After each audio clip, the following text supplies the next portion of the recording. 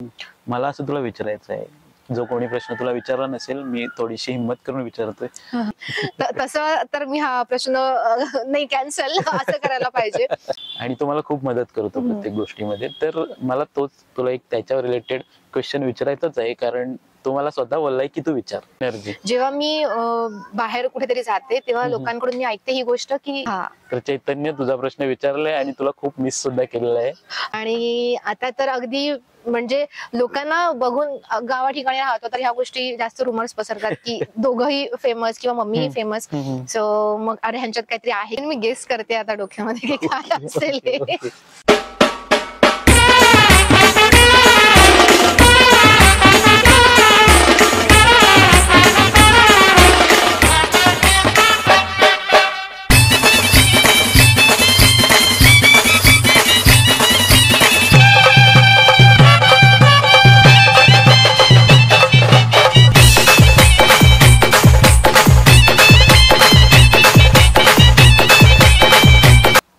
नमस्कार मित्रांनो, मी गणेश म्हात्रे तुमचं स्वागत करतोय आपल्या चॅनलवर डिनर विथ युट्यूब सेलिब्रिटी. आणि आपली सेलिब्रिटी वेळात वेळ काढून आपल्याकडे आली. ताई खूप बिझी होती तरी सुद्धा आपल्याला वेळ दिला आणि आली आपल्या पॉडकास्ट साठी. तर ताई, तुझं स्वागत थोड्याशा शब्दांत करतो की जिच्या सुंदर एक्सप्रेशनची चर्चा होते नॉर्थ, ईस्ट, वेस्ट आणि साऊथ. जिच्या सुंदर एक्सप्रेशनची चर्चा होते नॉर्थ, ईस्ट, वेस्ट आणि साऊथ. प्लीज वेलकम आपली सगळ्यांची आवडती एक्सप्रेशन क्वीन अंकिताताई राऊत. अरे बापरे, थँक्यू. तर ताई, आता एवढे सारे सॉंग्स केलेस आणि खूप बिझी शेड्यूल आहे तुझा आणि खूप इंटरव्ह्यूज पण झाले असतील तुझे ह्या मधल्या काळामध्ये. तर फर्स्ट सॉन्ग तुझा जो होता तो कोणता होता? कारण मला माहिती आहे, पण मला जे प्रेक्षक बघतायत त्यांना जाणून घ्यायचंय की ज्या अंकिताताईला आम्ही पाहतो नवीन नवीन गाण्यांमध्ये, तर तिचा पहिला सॉन्ग कोणता होता? मी गाणी ह्या आधी म्हणजे पहिलं गाणं मी जे लीड केलं ते आहे खंदेरीचे माझे वेताळ देवा. आणि त्याच्या आधी मी गाणी केलीत अल्बम्स मध्ये जी बॅकग्राऊंड डान्सर्स म्हणून केली आहेत.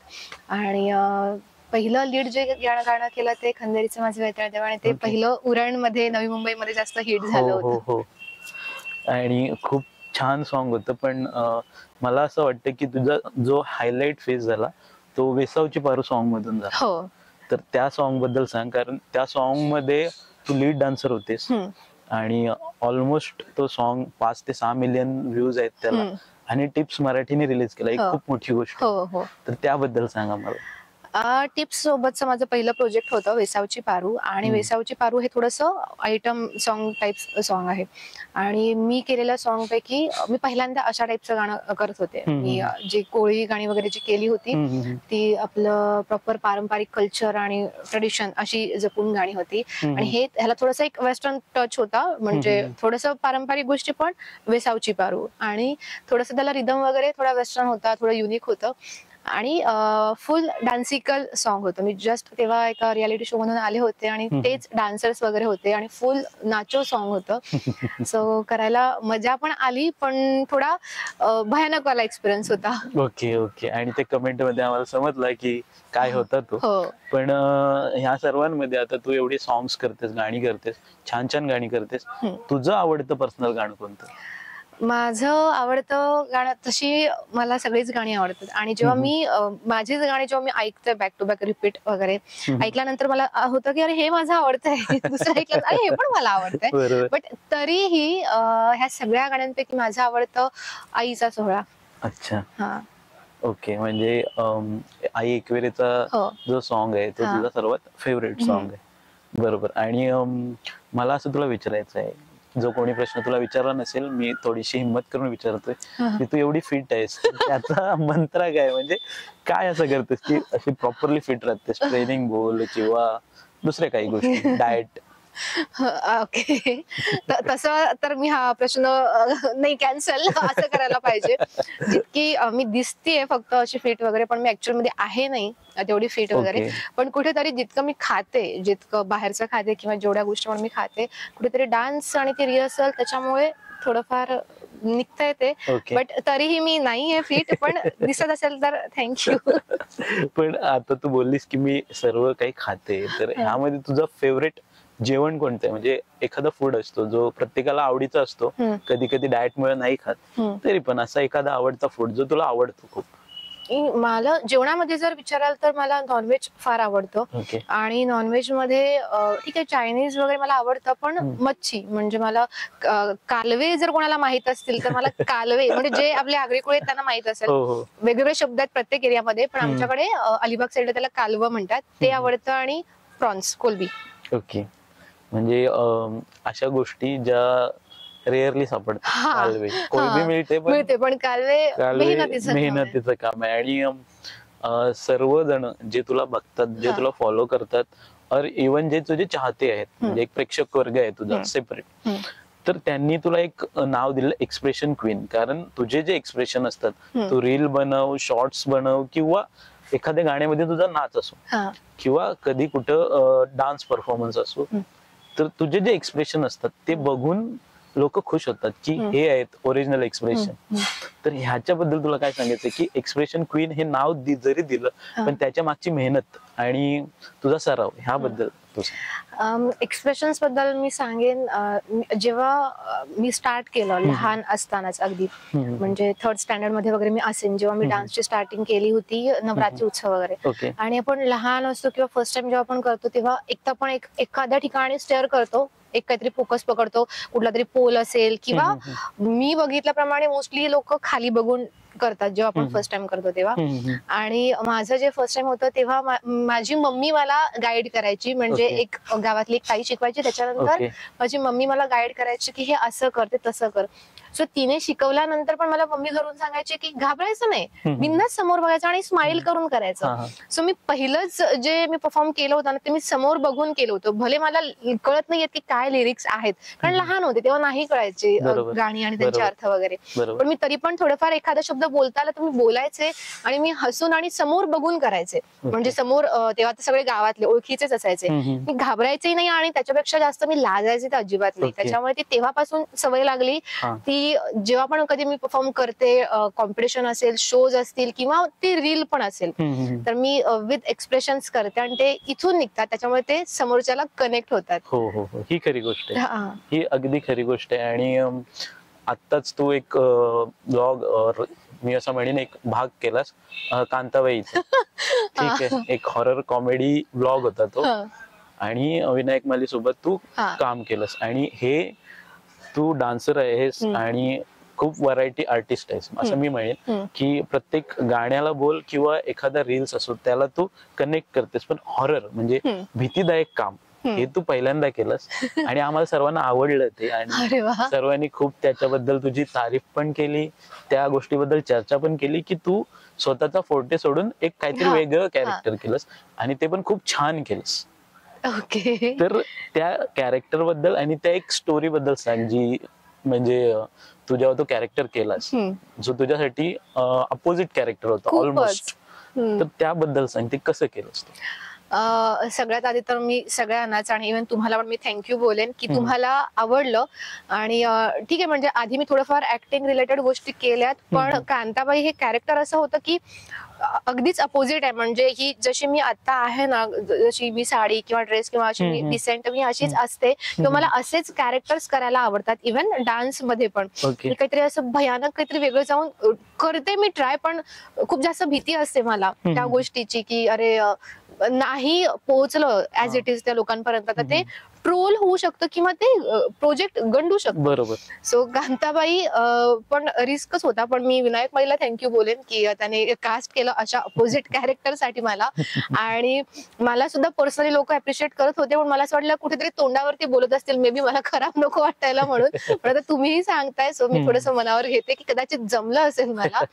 कांताबाईचं कॅरेक्टर विनायकने सांगितलं होतं की असं एक कॅरेक्टर आहे जे थोडंफार हॉरर आहे आणि ठीक आहे, म्हणजे त्याच्या जेव्हा मी सिरीज बघते तर थोडंफार असतं, म्हणजे थोडंफार काम असतं त्याच्यामध्ये आणि इतकं नसेल असं झालं होतं मला. पण मी जेव्हा करायला गेले तेव्हा मलाच बघून मला पण भीती वाटत होती की मी काय नक्की करतेय मी. आणि इव्हन तिथेही करतानाही म्हणजे ऍक्च्युली ही गोष्ट नाही डोक्यात यायला पाहिजे की आपण जेव्हा काम करतो तेव्हा आपण 100% ते पॉझिटिव्हच असलं पाहिजे त्या कामाबद्दल. पण मी काहीतरी अपोजिट गोष्ट करत होते, त्याच्यामुळे माझ्या डोक्यात त्या गोष्टी येत होत्या, हे मी चुकी तर नाही करत आहे किंवा मी चुकीचं काम तर नाही करत आहे, डिरेक्ट असं भूत किंवा असं काहीतरी. आणि इव्हन त्याच्या आधीची स्टोरी की पहिला नवरा मेला, दुसरा नवरा मेला, म्हणजे ठीक आहे, ही आहे कॉमेडी, बट कुठेतरी ती मी त्या गोष्टींचा जास्त विचार करत होते. इव्हन आल्यानंतर पण मी माझ्या मित्रांना सांगितलं होतं की पहिलं तुम्ही बघा, मग मला सांगा की मी बघू की नको बघू, आणि देन मी बघितलं होतं नंतर. Okay okay. आता एक असा क्वेश्चन ताई, जो ज्याच्यामुळे आपली भेट झाली, जो चैतन्य आहे, बिचारा येऊ नाही शकला काही कारणासोबत, की तुझी हनुमंतावर एक खूप श्रद्धा आहे आणि कुठल्याही वाईट और चांगल्या वेळेत तू हनुमंताला आठवतेस की तो जो आहे देव तो तुझ्या नेहमी सोबत असतो, तर त्याबद्दल आम्हाला सांग. मी म्हणजे सगळ्यात आधी तर मी ही गोष्ट सांगेन की आपण मोस्टली गणपती बाप्पा किंवा एकविराई आपण लहान असताना किंवा नॉर्मली लोक ह्या देवांची पूजा, सगळेच देव सारखे, पण प्रत्येकाची एक वेगळी वेगळी श्रद्धा असते. तर कनेक्शन आणि बॉन्डिंगचं मी एक गोष्ट सांगेन की मी पण आधी गणपती बाप्पा किंवा जे आपण घरात असतो ना त्या गोष्टी, पण हळूहळू कुठेतरी अचानक ना मला कोणी सांगितलं किंवा घरातून नाही सांगितलं किंवा मी कुठेतरी काहीतरी वाचलं की अरे असं आहे तसं आहे, अजिबात नाही. घरात कुठेतरी पुस्तक होतं, देवाऱ्यामध्ये हनुमान चालीसा होती, देवाची पूजा करता करता कुठेतरी ती वाचली गेली, मग ती डेली वाचण्यात यायला लागली, ती डेली वाचून वाचून ती पाठ झाली. आणि त्याच्यानंतर आता गेली काही वर्ष इतकं जास्त कनेक्शन झालंय की वाईट वेळेत सगळेच देवाला किंवा आपल्या माणसांना हाक मारतात, पण माझं म्हणशील तर चांगल्या वेळेतही असतं. आणि इव्हन काही गोष्ट असेल तर बऱ्यापैकी मी असं ती वाईब फील करते किंवा तो एक ऑरा किंवा ती पॉझिटिव्ह गोष्ट मी एक फील करते. जेव्हा मी बाहेर कुठेतरी जाते तेव्हा लोकांकडून मी ऐकते ही गोष्ट की त्यांना माझी एक पॉझिटिव्ह वाईब येते. सो माझं असं म्हणणं आहे की ही मला तिथून वाईब येते आणि ही वाईब मी समोरच्या लोकांना पास करते. सो असं ते बॉन्डिंग आहे आणि त्याच्याबद्दल मला वाटत नाही की मी खूप जास्त काहीतरी एक्सप्लेन करू शकते हनुमानजी बद्दल, पण वेगळंच नातं आणि ते ऑटोमॅटिक झालेलं आहे कनेक्ट. हा, तर चैतन्य तुझा प्रश्न विचारलाय आणि तुला खूप मिस सुद्धा केलेला आहे. तर पुढचा प्रश्न हा आहे की नलिनी काकू ज्यांच्या हॉटेलला आपण आता बसलो, तर त्यांचं आणि तुझं एक छान नातं आहे की एक आई मुलीचं जे नातं असतं त्या प्रकारचं, आणि सर्वांना ते माहिती आहे, पण तू त्याबद्दल एक सांग की किती तुमची बॉन्डिंग आहे आणि प्रेम किती आहे तुमच्या नात्यामध्ये. नलिनी म्हणजे आम्ही मम्मीच बोलतो नलिनी काकूला. आणि म्हणजे विक्रांत थ्रू झालं. विक्रांत लहान असताना डान्स करायचा आणि विक्रांत लहानपणापासूनचा माझा मित्र आहे. त्याच्यानंतर मोठं झाल्यानंतर त्याचं प्रोफेशन माझं प्रोफेशन सेम झालं. मी म्हणजे डान्स आणि ऍक्टिंग ह्या गोष्टी करते, फोटोशूट्स वगैरे. विक्रांत फोटोग्राफर प्रोफेशन त्याचं आहे. सो ते अजून जास्त गोष्टी जमून आल्या, खूप चांगले मित्र झालो आम्ही. आणि आता तर अगदी म्हणजे लोकांना बघून गावा ठिकाणी राहतो तर ह्या गोष्टी जास्त रुमर्स पसरतात की दोघंही फेमस किंवा मम्मीही फेमस.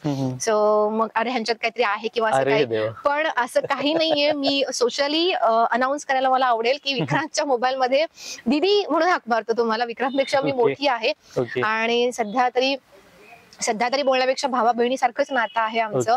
आणि मम्मी पप्पांबद्दल मी सांगेन, म्हणजे विक्रांतच्या मम्मी पप्पांबद्दल नलिनी काकू, जेव्हापासून आम्ही सोबत काम करतो विक्रांत वगैरे तेव्हापासूनच ते खूप जास्त प्रेम करायचे, कारण त्यांनाही माहितीये विक्रांत पण त्याच फील्डमध्ये आहे, लेट होतो आणि ह्या सगळ्या गोष्टी. सो कधी असं नाही झालं की अरे नाही का करू आम्ही किंवा ही कोण आहे किंवा मैत्रीण कशाला, असं तसं. गाव पण एकच असल्यामुळे त्या गोष्टी खूप जास्त कनेक्ट व्हायच्या आणि खूप जवळची मैत्रीण. मग कुठेतरी मम्मी पण ह्या फील्डमध्ये आली, मग त्या सगळ्या गोष्टी अजून जास्त जुळून आल्या आणि मग ते बॉन्डिंग इतकं वाढलं की ते अगदी आई मुलगी सारखं झालं. मग आता जसं की नवीन हॉटेल झालं तर मग कुठेतरी ऍड करण्यासाठी किंवा काहीतरी नवीन बिझनेस ओपन करतायत तर मग ये नक्की. जरी 4 लोक जरी येणार असेल तर 4 लोकांमध्ये मी असते. सो इतकं छान बॉन्डिंग झालंय आणि मजा करतो आम्ही. पण विक्रांत दादाने एक किस्सा सांगितला होता की जेव्हा नारळी भाताची व्हिडिओ आली आणि तो भात करपला आणि तो तुला खायला दिला, तू पण शकतं. हो ते काकूंना माहितीये एकदा तर मी करपवलेला, पण आम्ही बनवत होतो आणि मला शॉट भेटत नव्हता, नाही धूर जाम झालेला. लोक मार घाटावर आणि ते याचा कसलं ते मी राईस होता नारळी पौर्णिमेला, नारळी नारळी भात, नारळी म्हणजे करपेला त्या नारळाची चिक्की झाली तसंच अंकिता खायला दिलं. तुला काय बोलायचं याच्यामध्ये? मी तर सांगेन तो करपला ते पण फक्त विक्रांतमुळे. कारण आपण जेव्हा जेवण बनवतो नॉर्मल एक प्रोसेस असते की हे शिजल्यानंतर पण हे टाकणार आहे ते टाकणार आहे. विक्रांत शूट करतो ह्या सगळ्या गोष्टी, त्याच्यामुळे ते टेक्निकली टाइम जातात त्या गोष्टींसाठी. आणि ते टाइम गेल्यामुळे तो जो गुळ आतमध्ये टाकला होता तो चिकट झाला. आणि ही गोष्ट मम्मीला आणि मला कळली होती, पण विक्रांत ऐकत नाही हा शूट करताना कधी. त्याला जसं पाहिजे तसंच तो घेतो, त्याच्यामुळे तो करपला, तो चिकट झाला आणि त्याच्यामध्ये तो भात टाकल्यानंतर तो सगळा जळला आणि त्याचा स्मेल पण आला. हा, ती खोबऱ्याची चिक्की एक साईडला आणि तो भात एक साईडला असं झालं. ते त्याने त्याच्यामध्ये काढलं ताटामध्ये, मग त्याच्यावरचं ते वरचं काढलं आणि ते मला खायला सांगितलं की बघ टेस्ट करून, तू आता आलीस तुला रिव्ह्यू द्यायला लागेल. आणि मग त्याने दुसरा बनवून तो व्हिडिओ मध्ये टाकला. पण हे त्याच्या चुकीमुळे झाले. मम्मीने त्याला आधीच सांगितलं होतं की हा असा नसतो असा असतो, पण त्याला ते टेक्निकली घ्यायचं होतं ना, त्याच्यामुळे. हे मी पण सांगते की नेहमी तो असा करतो. बऱ्याचशा रेसिपीज त्याच्यामुळे घडतात, त्याच्या टेक्निकल गोष्टींमुळे. पण तू एक लकी आहे असं मी म्हणेन की तुला नलिनी काकूंच्या चुलीजवळ बसून रेसिपी बघायला मिळते आणि ती टेस्ट करायला पण मिळते कुठे ना कुठे.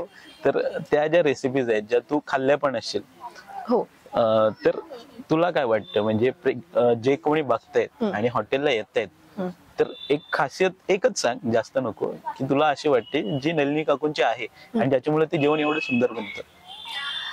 निरागसपणा, जे आपण म्हणजे तुम्ही बऱ्याचशा कुक ज्या लेडीज ज्या कुकिंग करतात त्यांच्याकडून, म्हणजे जेंट्सही असेल, पण मी लेडीजचं एक गोष्ट सांगेन की ते त्यांचं एक असं वाक्य की ते खूप मनापासून करतात, त्यांच्या इमोशन्स त्याच्यामध्ये असतात त्या कुकिंग मध्ये. सो त्याची पण ती टेस्ट येते. ठीक आहे, ऐकताना ही गोष्ट खूप अशी वाटेल की अरे नाही की सांगायला म्हणून सांगते, पण ऍक्च्युअली ही गोष्ट आहे की तुम्ही एखाद्या कुकिंग करणार, स्पेशली जिला आवड आहे ना, तिला विचारा की फक्त ती मसाल्यांची टेस्ट नसते, तो आपला इनोसंटपणा किंवा तो ज्या आपुलकीने आपण त्या गोष्टी बनवतो ना, त्याची एक ती चव त्याच्यामध्ये उतरते, ते प्रेम त्याच्यामध्ये उतरतं, ती गोष्ट मग तितकी टेस्टी होती. मच्छी सगळेच बनवतात, सगळ्यांचे. कोकणा साईडला किंवा अलिबाग साईडला ऑलमोस्ट मसाले सेम असतात, सेम प्रोसेस असते. पण इथे काहीतरी वेगळं लागतं, ते हे आहे की ते इतक्या प्रेमाने बनवतात आणि तितक्या प्रेमाने ते सगळ्यांना खायला घालतात, त्याची ती टेस्ट आहे. आणि म्हणून इथे इतकी अफाट गर्दी आहे. जे पण मी तर बोलेन की अगदी 100%पैकी हार्डली 5% बॅड रिव्ह्यूज असतील, ते पण आम्ही बघितलेला एक्सपिरियन्स की खूप जास्त गर्दी होते आणि त्याच्यानंतर कुठेतरी नाही पॉसिबल होत, माणूस फ्रस्ट्रेट होतो. त्यांचं पण आपण फ्रस्ट्रेशन समजू शकतो की माणूस फ्रस्ट्रेट होतो आणि मग जाऊन काहीतरी बॅड रिव्ह्यू देणं, ह्या गोष्टी खूप जास्त होतात. द्राक्ष आंबट हे म्हणू शकतो. बट आपण तरीही त्यांनाही समजून घेऊ शकतो की एवढ्या लांब येऊन जर त्यांना ती गोष्ट टेस्ट करायला नसेल मिळत, तर ते त्यांचं फ्रस्ट्रेशन आहे ते. बट ते तुमचं फ्रस्ट्रेशन कुठेतरी समोरच्याला लागतंय. एकदा नाही जमलं तुम्ही नंतर ट्राय करा, बट नक्की या. मी तर सांगेन की नक्की व्हिजिट करा. असं नाही की आमच्याच नलिनी काकूच आहे म्हणून, पण खरंच टेस्ट चांगली आहे. मी जेवून गेली आहे इथे आणि तुम्हाला कदाचित वेगळी वाटली असेल, पण वाईट नाहीये, छान आहे, सुंदर आहे. आणि नक्की येऊन टेस्ट करून. आणि फ्रेश आहे, महत्त्वाची गोष्ट फ्रेश आहे. अख्खा समुद्र किनारा आहे अलिबागला, अगदी मांडवा रेवस पासून ते मुरुड दिघीपर्यंत समुद्रच समुद्र आहे. त्याच्यामुळे सगळी मच्छी फ्रेश, पार्सलची मच्छी नसते. आणि नलिनी काकू कोळी असल्यामुळे अगदी त्यांना कळतं की कुठली मच्छी चांगली आहे, कुठली मच्छी वाईट आहे. त्याच्यामुळे तुम्हाला सगळं ताजंच मिळतं. बरोबर बरोबर. नलिनी काकूंचा एक विषय झाला आपला, आणि पुढचा विषय असा आहे की ब्लॉग्स येत होते अंकिता ताईचे आणि 1 वर्षापासून आले नाहीत. आणि त्यामध्ये अजून एक क्वेश्चन असा आहे की त्याच्यामध्ये तू फक्त एकदा आम्हाला शॉपिंग दाखवलीस, आणि खूप जणांचा प्रश्न असा आहे की अंकिता ताई एवढ्या छान साड्या वेअर करते आणि छान छान तिच्या ज्वेलरीज असतात, तर शॉपिंगची आवड आणि ब्लॉग का येत नाही, हे सांगा मला. व्लॉग साठी मी म्हणेन मला कोणीतरी एडिटर द्यावं. मी बनवू शकते. पहिली गोष्ट म्हणजे मला फारशी सवय नाहीये, मी विसरते. मी घरून स्टार्ट करते, मी अर्ध्या जर्नी मध्ये गेल्यानंतर ज्या प्रोजेक्ट साठी मी चालली आहे ते माझ्या डोक्यामध्ये फिरायला लागतं, मी विसरते. आणि ऑनसेट मला ही सवयच नाहीये की काम करताना पटकन मोबाईल काढला आणि व्लॉग सुरू केला. मी त्या कामामध्ये इन्व्हॉल्व असते. आणि दुसरी गोष्ट म्हणजे मी समोरच्याला समजून घेते. त्याने पैसे लावले त्या कामासाठी आणि त्याचं काम महत्वाचं, त्याच्यामध्ये आपण काहीतरी मोबाईल काढून फालतूगिरी करतो ना, ते त्याला डिस्टर्ब होतं कुठेतरी, तो माणूस प्रेशराईज होतो. सो ह्या गोष्टी कुठेतरी मला अजून त्या नाही अडॉप्ट करता आल्यात की बाई ठीक आहे त्याचे तो बघेल, तू तुझा ब्लॉग काढ. त्याच्यामुळे एक, आणि मला एडिटर नाहीये, एडिटर द्या. सेम हालत आहे आमची. हा. आणि शॉपिंगचं मी म्हणेन आवडते मला शॉपिंग करायला. आणि माझं असं काही नाही की मला ब्रँडच पाहिजे, कुठेही शॉपिंग करायला आवडते. पण ही एक गोष्ट खरी आहे की मी विदाऊट रिझन पण शॉपिंग नाही करत. बऱ्याचदा जर माझ्याकडे असतील पैसे तर मी करेनही, पण मी परिस्थिती समजून घेते. जर घरात माझ्या काहीतरी फंक्शन आणि माझ्याकडे एखादी गोष्ट आहे रेडीमध्ये, किंवा एखादी साडी आहे, एखादा ड्रेस आहे, तर मी नाही घेणार. फक्त आणि फक्त घरातलं फंक्शन आहे म्हणून काहीतरी नवीन घेतलंच पाहिजे अशी मी नाहीये.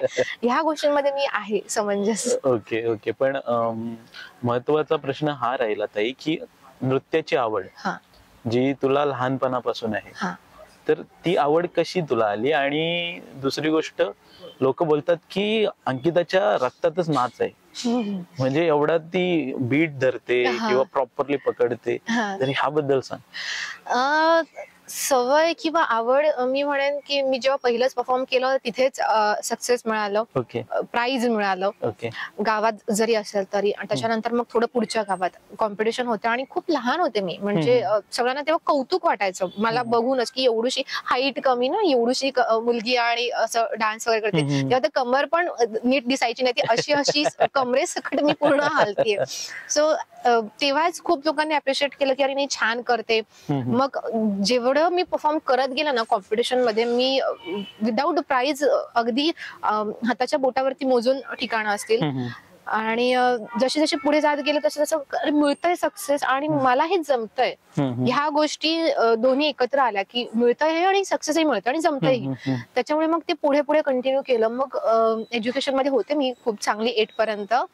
मग हे जरा जास्त चांगलं जमतं हे तेव्हा कळलं ना, मोठी झाले. मग थोडं इकडे कल वाढला, इकडे कमी झाला.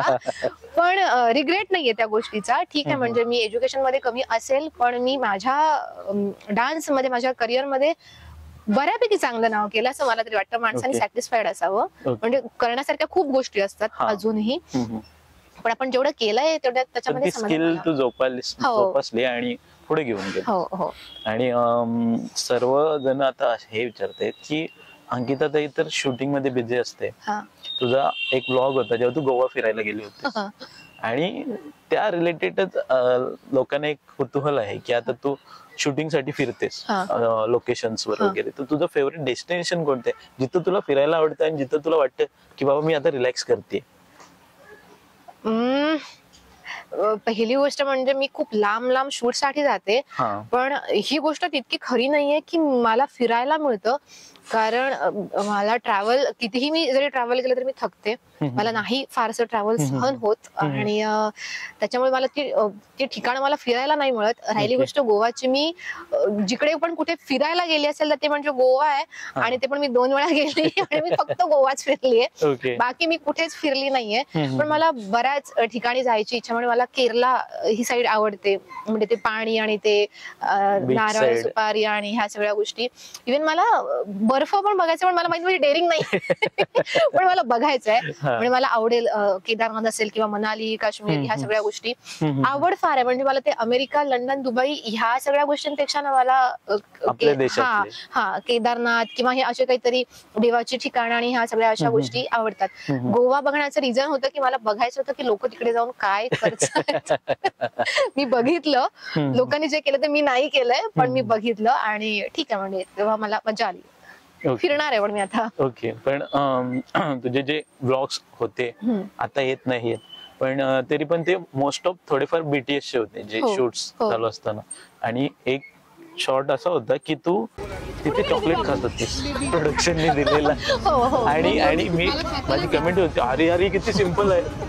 आणि त्याच्याच रिलेटेड तुला विचारायचं तर त्याच्याच रिलेटेड विचारते की ही एवढी धमाल मस्ती म्हणजे काम पण करतेस, प्रोफेशनली काम करतेस, छान काम करतेस आणि त्यासोबत ही धमाल मस्ती करतेस, असा काही एखादा किस्सा असेल तर आम्हाला ऐकायला आवडेल. त्याच सेटवरचा मी सांगेन, खूप जास्त चॉकलेट्स आपल्याकडे असतात, मला फारसे आवडतात, म्हणजे मला गिफ्ट हे चॉकलेट्सच मिळतात आणि आपण आपल्या पैशाने घेऊ शकतो, पण एक बोलतो ना प्रोडक्शनच्या पैशांचं किंवा दुसऱ्याच्या पैशाने खाणं ज्याच्याकडून कधी मिळत नाही त्याच्या पैशाने खाण्यात एक वेगळीच मजा असते. म्हणजे स्पेशली आपली माणसं प्रोडक्शनच्या गोष्टी सहसा कोणाला नाही मिळत. माझ्या हातात ते चॉकलेट आलं होतं सेटसाठी, एका ऍक्ट साठी. तो ऍक्ट झाला होता आणि ते माझ्याच हातात एंडला आलं, त्याच्यामुळे मी ते खाऊन घेत होते, जबरदस्ती का होईना पण खाऊन घेत होते. ते मिळणार नाहीये परत, प्रोडक्शनच आहे ना, मिळणार नाही परत त्याच्यामुळे. आणि अशा गोष्टी मी करत असते सेटवरती. मी बरीच धमाल करते शूट करताना, मी कधी सिरियसली नसते, मी त्या गोष्टी एन्जॉय करते. आणि मला असं वाटतं की हे जे आहे ना हे आत्ताच मिळणार आहे, हे नंतर मला जगता नाही येणार आहे. मला नाही माहित मी पुढे काय करणार आहे. सो ह्या गोष्टी मी आत्ताच जगून घेते. असे बरेचसे किस्से घडतात, मी आता एक्झॅक्ट नाही सांगू शकत, पण मला तुम्ही असं क्लिक करून दिलं की मी लगेच सुटते.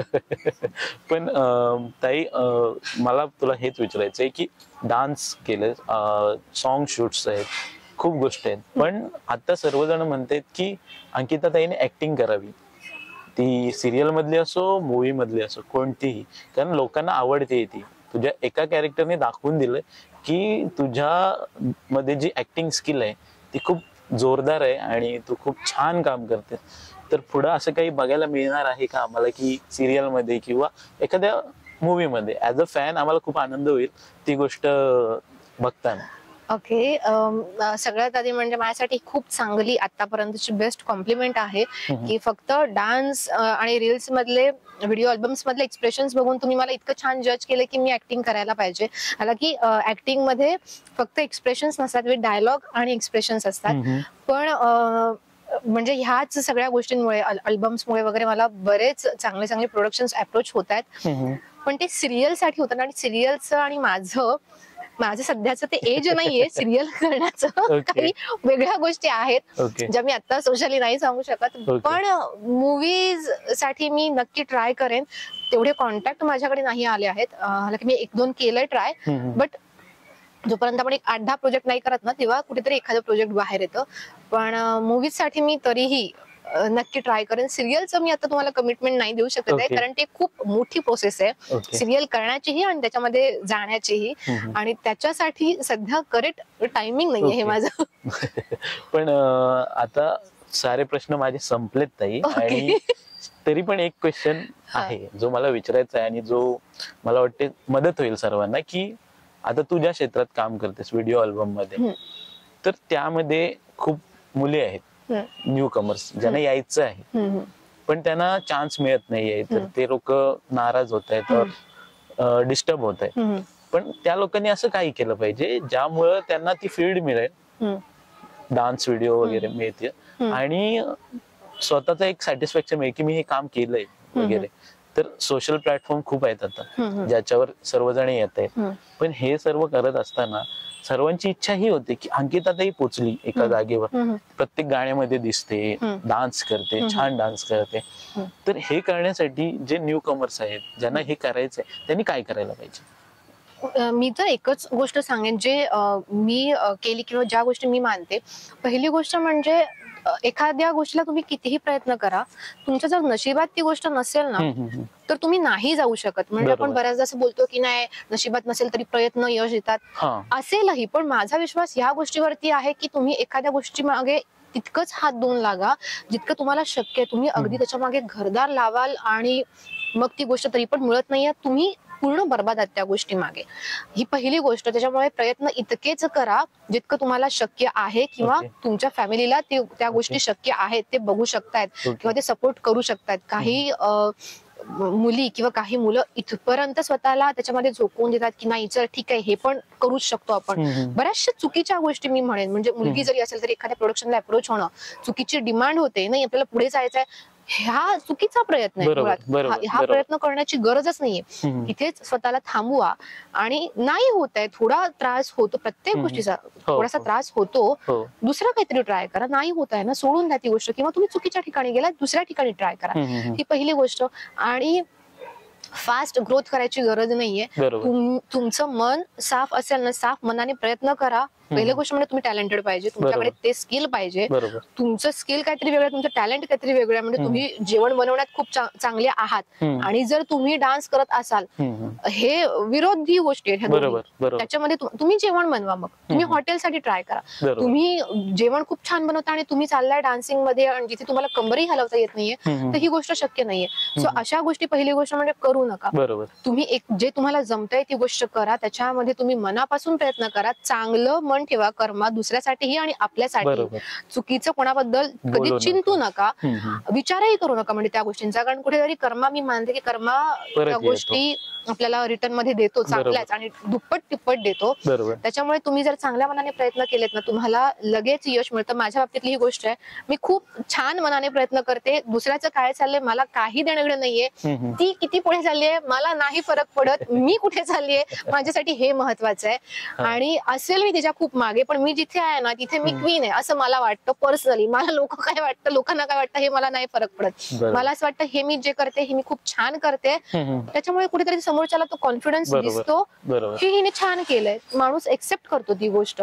आणि बाकी तर मी गोष्ट सांगेन की हे तर खूपच पर्सनल झालं की आपली संस्कृती, आपलं कल्चर आणि आपण जसे आहोत ते जपून सगळ्या गोष्टी करा. तुम्हाला वेस्टर्न आवडत असेल तर ते तेवढ्या पुरतच करा, त्या गोष्टी सगळीकडे कॅरी करणं गरजेचं नाहीये.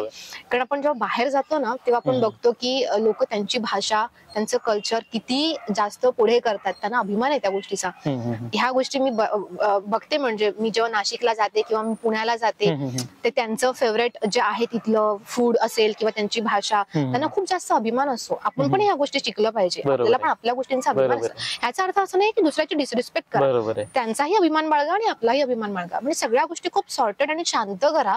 जे तुम्हाला जमतंय ते व्यवस्थित आपलं आपलं म्हणून करा. काहीतरी हा करतोय म्हणून मी पण करेन आणि ह्या सगळ्या चुकीच्या गोष्टी करू नका. काही साध्य होत नाही, एका लिमिट पर्यंत तुम्ही पुढे जाणार, तिथून धपकन खाली आपटणार. कारण ते तेवढ्यापर्यंतच ती गोष्ट घेऊन जाते आणि ते तुम्हाला अशासाठी घेऊन जाते की तुम्हाला दाखवण्यासाठी की हे चुकीचं आहे. तेवढ्या वरतून खाली आपटणं म्हणजे, आपण त्याही गोष्टी बघितल्यात कधीतरी, खूप वेदना असतात त्या, पण नका करू अशा गोष्टी. पण मी एकच सांगेन की ताईने खूप छान संदेश दिलाय की पहिले स्वतःला ओळखा, आपण काय करू शकतो ते बघा, त्याच्या नंतरच पुढे जा.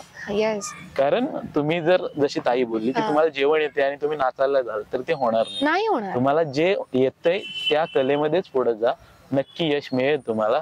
आणि ताई आता एवढा वेळ काढून आली तर ताईसाठी छोट्याशा भेटवस्तू आणल्यात आम्ही. आणि मला असं वाटतं की तू इथंच उघडून बघ आणि आवडतात की नाही ते सांग आम्हाला. ठीक आहे, मी गेस करते आता डोक्यामध्ये की काय असेल. तर ताई ही छोटीशी भेटवस्तू पहिले उघड आणि आम्हाला सांग की तुला आवडते की नाही. ओके, आता थोडं पद्धतशीर ओपन करते कारण मी दिसतेय तुमच्या समोर.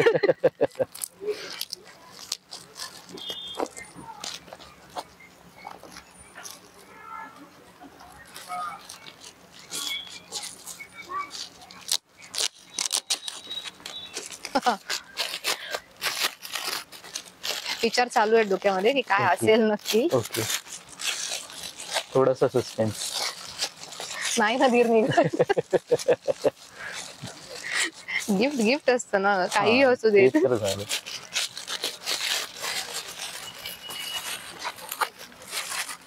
हे तुम्हाला वाटतं कॅरी करू शकतेस.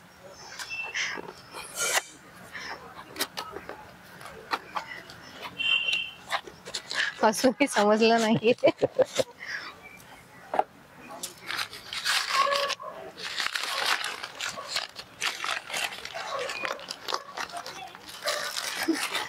थोडासा अंदाज आला होता, ऑटोमॅटिक पाय चप्पल वरून साईडला निघाले.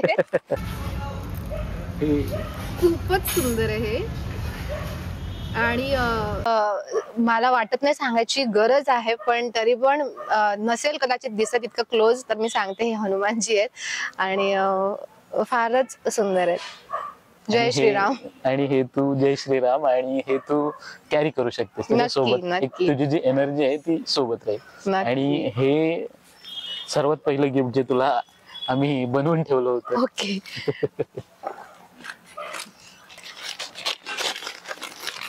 आधी मी बघते.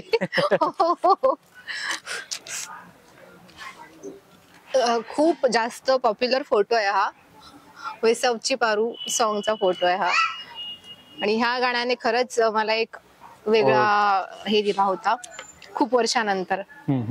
तो खूपच काढता येईल. सुंदर, खूपच सुंदर. हा मी माझ्या रूम मध्ये लावेन नक्की.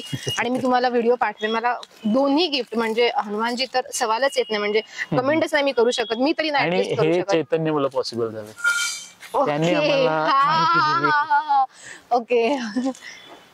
खूप सुंदर फोटो आहे, खूपच. आणि आम्हाला पण आनंद आहे की तुला गिफ्ट आवडले. खूप आवडले मला. असं नाही की मी समोर सांगते गिफ्ट असतात. तुम्ही काहीही दिलं असं तरी मला आवडलं असं. पण तुम्ही दोन्ही गिफ्ट असे दिलेत की मी तुम्हाला नक्की फ्रेम जेव्हा मी लावेन ना रूम मध्ये, मी तुम्हाला व्हिडिओ पाठवून देईन. नक्की. फारच आवडले मला, फारच सुंदर. नाही, मी एक गोष्ट सांगेन. मी जे पण इंटरव्ह्यूज और पॉडकास्ट मी जे करते ना, ते चॅनलशी रिलेटेड असतात और ते माझ्या फील्डशी रिलेटेड असतात. आमची ओळख चैतन्य म्हणजे चैतन्य माझा खूप चांगला मित्र आहे. आम्ही डान्स थ्रू एकत्र झालो. देन घरचं नातं सगळं मम्मी पप्पांपासून इव्हन साध्वी चैतन्याची बायको आणि त्यांच्या थ्रू आमचं झालं. आम्ही बरेच दिवस ठरवत होतो पण झालं नाही, कारण कामं चालूच होती त्याच्यामुळे. ज्यानंतर आम्ही भेटलो आमंत्रणसाठी, तर मी सांगेन एक गोष्ट, खूप म्हणजे खूप भारी माणूस आहेत. आणि जेव्हा मी सांगितलं ना घरी पण किंवा माझ्या मित्रांना की मी असं करते, मी ठराविक माणसांना मी शेअर करते मी काय करते, तर मी सांगितलं खूप छान माणूस आहेत. म्हणजे मला आवडलं. म्हणजे मी बऱ्यापैकी प्रोफेशनल काम करते. मी ज्यांना ओळखते मी त्यांचीच पर्सनल कामं करते. ज्यांना मी ओळखत नव्हते मी त्यांचं पहिल्यांदा पर्सनली काम केलं आणि मला अतिशय माणूस म्हणून आणि स्वभावाने आवडलेत. खरंच सांगते मी, खूप छान स्वभाव आहे तुमचा. आणि मला माहित आहे की तुम्ही जे काम करताय ते खूप कठीण आहे पेशन्स ठेवून करणं, कारण इतकं लगेच सक्सेस मिळत नाही. इव्हन तुम्ही मला सांगितलं आमंत्रणच्या दिवशी की तुम्हाला सक्सेसशी काही देणं घेणं नाहीये, तुम्हाला फक्त एक सॅटिस्फॅक्शन मिळते म्हणून तुम्ही ही गोष्ट करताय. पण हनुमानजी करो आणि तुमचं चॅनल लवकरात लवकर ग्रो करो आणि खूप चांगले चांगले आर्टिस्ट तुमच्याकडे येऊत, कारण तुम्ही एक छान आर्टिस्ट आहात आणि आर्टिस्टला ओळखणारे माणूस आहात. सो खूप छान छान आर्टिस्ट तुमच्याकडे येऊत आणि त्यांची जर्नी तुमच्या समोर प्रेझेंट करो, कारण खरंच खूप छान स्वभाव आहे तुमचा आणि खूप छान छान गोष्टी मी शिकली आहे तुमच्याकडून. ही खूप मोठी गोष्ट आहे. मी ऍक्च्युली ताईकडून खूप गोष्टी शिकले.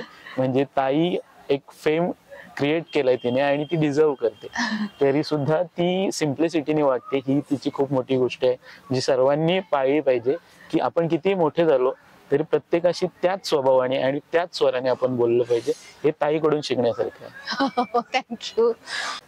तर मित्रांनो, आपल्याला ताईंनी खूप सारी माहिती दिली आणि खूप छान माहिती दिली. तर हा पॉडकास्ट नक्की बघा आणि आपल्या चॅनलला जास्तीत जास्त सबस्क्राईब करा, जेणेकरून अजून असे ताईसारखे आपले आवडते सेलिब्रिटी आपल्या चॅनलवर येतील आणि आपल्याला अशी छान छान माहिती देतील. Till then, bye bye, thank you.